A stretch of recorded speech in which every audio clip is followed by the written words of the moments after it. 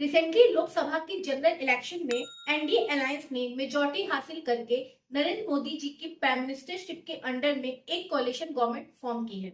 वैसे तो कहा जाता है कि कोलिशन गवर्नमेंट अनस्टेबल होती है क्योंकि डिफरेंट डिफरेंट पॉलिटिकल पार्टी से जो मेंबर्स कोलिशन गवर्नमेंट फॉर्म करते हैं वे गवर्नमेंट को हमेशा थ्रेट करते रहते हैं कि अगर उनकी बात नहीं मानी गई तो वो गवर्नमेंट गिरा देंगे। उनकी डाइवर्स आइडियोलॉजी और डाइवर्स इंटरेस्ट की वजह से कोलिशन गवर्नमेंट कोई भी मेजर डिसीजन नहीं ले पाती है। बट ये हमेशा ट्रू नहीं होता है। क्या आपको पता है कि इंडिया के बहुत सारे मेजर अचीवमेंट्स और रिफॉर्म्स प्रीवियस कोलिशन गवर्नमेंट्स की देन है? तो आइए इस पर डिस्कस करते हैं।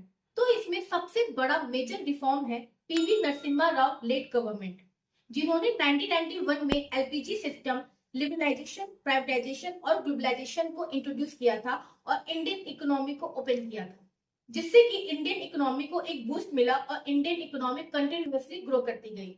इसके साथ ही इंडिया ने वर्ल्ड ट्रेड ऑर्गेनाइजेशन को ज्वाइन किया और इंटरनेशनल ट्रेड में एक मेजर कंट्रीब्यूशन दिया।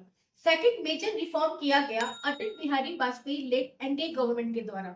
इस कोलिशन गवर्नमेंट ने इंटरनेशनल लेवल पे जो भी लोन्स इंडिया ने लिए थे उनको पे आउट किया और वर्ल्ड में इंडिया की रेपुटेशन को इम्प्रूव किया। इसके साथ ही FRBM, fiscal responsibility and budget management law को फ्रेम किया, जिसने इंडिया की फिस्कल कंडीशन को काफी इम्प्रूव किया और गवर्नमेंट की बोरो करने की एबिलिटी को लिमिट किया। इसके साथ ही इस कोलिशन गवर्नमेंट ने loss making public sector units को डिसइन्वेस्ट किया और प्रधानमंत्री ग्राम सड़क योजना के थ्रू रूरल इंफ्रास्ट्रक्चर और कनेक्टिविटी पर फोकस किया। थर्ड मेजर रिफॉर्म किया Manmohan Singh led UPA government ने। इस गवर्नमेंट ने इंडियंस को लीगल और कॉन्स्टिट्यूशनल लेवल पे बहुत सारे राइट्स दिए और उनसे रिलेटेड एक्ट पास किए, जिसमें सबसे पहले था राइट टू इंफॉर्मेशन एक्ट, जो कि इंडियन डेमोक्रेसी में ट्रांसपेरेंसी इंश्योर करने के लिए इनेक्ट किया गया था।